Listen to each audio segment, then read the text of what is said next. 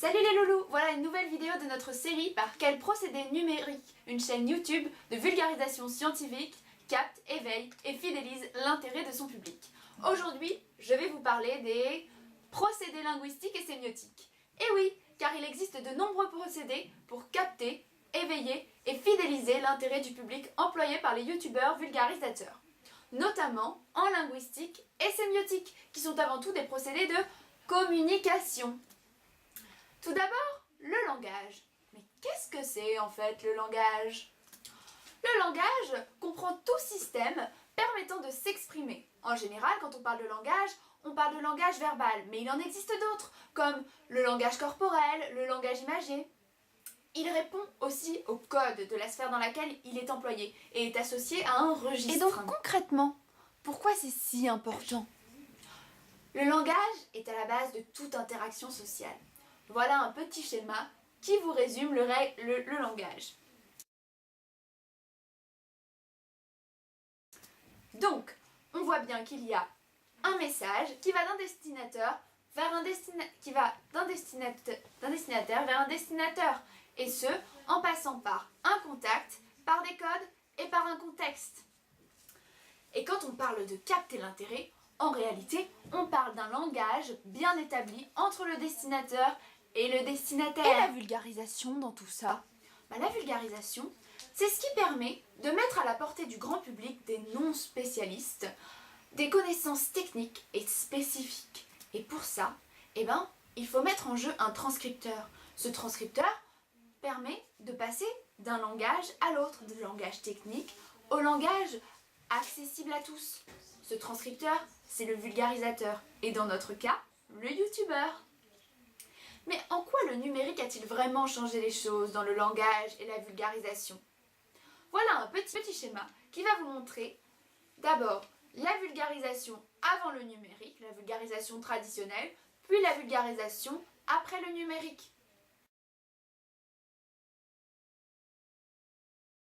Sur ces schémas, vous voyez bien que dans un premier cas, la vulgarisation était très facile. On passait d'un scientifique vers un vulgarisateur avec un premier langage. Ensuite, le vulgarisateur passait au public avec un second langage. Donc, la vulgarisation se faisait en deux temps. Dans un deuxième temps, avec l'introduction du numérique et l'intervention des amateurs au travers des blogs scientifiques, on a une troisième sphère de vulgarisation. Donc tout d'abord, on a le même schéma, du scientifique vers le vulgarisateur, du vulgarisateur vers le grand public, et au sein du grand public, on retrouve une communauté plus petite d'amateurs, passionnés, intéressés, et qui utilisent le numérique. Ces amateurs, blogueurs, vont vulgariser le langage déjà vulgarisé par les vulgarisateurs vers le public pour le rendre encore plus accessible. Mais c'est pas tout. YouTube, c'est encore une nouvelle révolution linguistique dans la vulgarisation scientifique. Et pourquoi ça ? Principalement grâce à la plateforme et au format que permet YouTube. La plateforme. Tout d'abord, YouTube, ce n'est pas un site de vulgarisation. On est bien d'accord là-dessus. YouTube, c'est un phénomène de société qui regroupe des gens très différents, dans des sphères très différentes, avec un tas de vidéos sur des sujets très différents aussi. Et donc, c'est une véritable nouvelle communauté.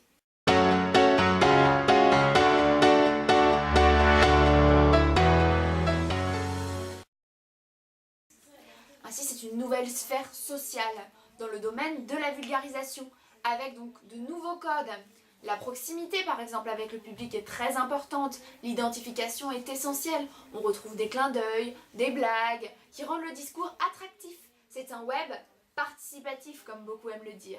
Chacun participe à sa manière. L'animateur n'est plus valorisé seulement pour ses compétences scientifiques, mais bien pour son charisme, pour son humour et pour sa personnalité. Mais même aussi pour son jeu d'acteur. Et donc, on superpose deux sphères langagières, voire même trois. La sphère scientifique tout d'abord, et la sphère du vulgarisateur, qui est constituée principalement de comparaisons, de connecteurs. On retrouve souvent le « c'est comme » ou le « en gros ». Et la dernière sphère, qui est novatrice pour YouTube, c'est la sphère de l'humour, la sphère des blagues. Ça introduit une disparition de la formalité et de la neutralité qu'on retrouvait dans la vulgarisation classique, mais aussi sur les blogs. Et pourquoi ça? Parce que YouTube, c'est une industrie culturelle de masse qui cherche à regrouper le plus de monde possible, à attirer un grand public. Et elle veut diversifier son public et donc divertir un maximum de gens. Et c'est aussi grâce à la facilité d'accès qu'il y a à YouTube qu'Internet permet de faire de la vulgarisation et du savoir dématérialisé un bien non rival, d'autant plus accessible à tous. Pour citer Monsieur Klein, physicien, l'appétit de science est toujours provoqué par une rencontre, qu'il s'agisse d'un livre ou d'une personne. Alors pourquoi pas celle de ces youtubeurs qui l'incarnent avec culot en assumant leur subjectivité? Monsieur Klein a raison, la subjectivité est très importante chez les youtubeurs et c'est ce qui fait la particularité de ce type de vulgarisation. Parlons maintenant de la plateforme. La plateforme est d'autant plus participative qu'il existe une interaction réelle, directe entre destinateur et destinataire, par des apostrophes qui permettent de fidéliser justement. D'ailleurs, le you de YouTube veut dire tu en anglais. On peut même dire que grâce aux commentaires, on passe d'une vulgarisation unilatérale à quelque chose qui ferait plus penser à de la médiation bilatérale, où chacun apporte, par son vécu, par ses expériences, des commentaires et une participation importante. Et puis, n'oublions pas le public. Pour citer Alexandre Maotti, chercheur associé en philosophie et histoire des sciences à l'université Denis Diderot, Paris 7.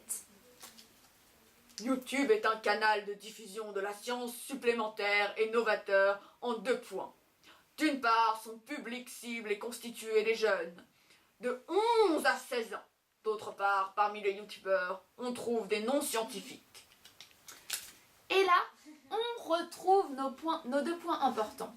Tout d'abord, les youtubeurs ne sont pas forcément scientifiques, ce qu'on avait déjà avec les amateurs blogueurs. Mais ce qu'il faut retenir ici, c'est l'âge du public. Entre 11 et 16 ans, c'est très très jeune tout ça. Et quand on parle à des plus jeunes, eh ben, on parle pas pareil, donc on a encore un nouveau langage. Mais c'est pas tout. Selon vous, qu'est-ce qui est vraiment différent dans YouTube? Eh bien, c'est la vidéo, évidemment. Parlons maintenant de la sémiotique. Alors, la sémiotique, là, je sens que je vous perds. La sémiotique, en fait, c'est quoi? Effectivement, le langage, on comprenait encore, mais la sémiotique, qu'est-ce que c'est? En gros, la sémiotique, c'est les sciences et l'étude des signes, c'est-à-dire de tout ce qui est langage, qui n'est pas forcément écrit. Et donc ici, quand on parle de sémiotique, on va vous parler d'image. Donc, l'image, c'est une forme de langage, et plus particulièrement de langage sémiotique. Et sur YouTube, eh ben, c'est une bonne partie du discours qui est transmis par l'image. Ça change tout, le public, les échanges, les techniques. Car oui, la vidéo, ça permet de personnaliser le vulgarisateur. Donc, on entend sa voix, et souvent on le voit même, et ça va lui donner beaucoup d'importance, plus que pour un vulgarisateur traditionnel qui se met en retrait. Il se met en image, le youtubeur. Par exemple, les youtubeuses sont souvent très maquillées, bien habillées, et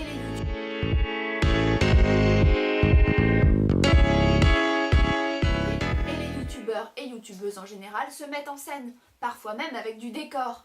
Et donc quoi? Eh ben, ça veut dire que maintenant, la vulgarisation, c'est une performance artistique. C'est complètement nouveau. On a, par exemple, une technicité dans le cadrage qui est très important.